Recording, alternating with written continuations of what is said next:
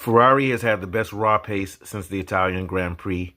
Now, they still might have suffered from some tire heating issues, but the main thing they were suffering from was poor qualifying and mistakes, just mistakes.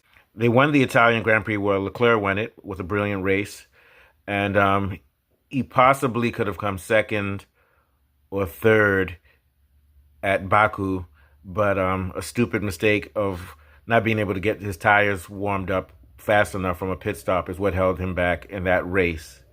Then in Singapore, they had a disastrous qualifying where they came 9th and 10th, him and Sainz, and he pushed it, and I think he came 4th in the final race, which showed that they do have a lot of pace. Now, I believe they have a lot, for one lap right now, they're the fastest car, but up until today, where Leclerc won, McLaren has still had the advantage in balance, but McLaren changed their floor, and I think that partly messed up the balance that they did have. And right now, when it comes to overall balance, the teams are stacked. There's Verstappen's car, then there's the two Mercedes, then there's the two Ferrari, and all of them are close when it comes to overall balance. Ferrari didn't tinker with their car. It was really fast, and apparently whatever the issues with heating have been solved. I think they added some aerodynamics and some things which help for energizing the car and getting some heat to the tires. But heating is not their issue right now, or the cooling problem of having tires that are too cold. Or if it is a problem, it's only a marginal problem, but they're doing a lot better.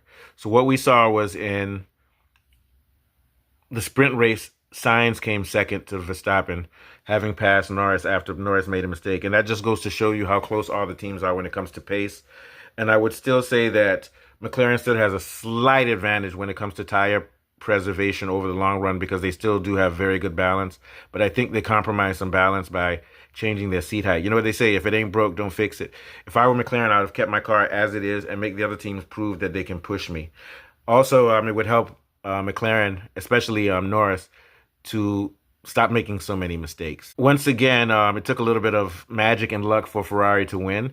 Leclerc did it again. He jumped in front of Verstappen and Norris when those two were fighting it out up to the first corner.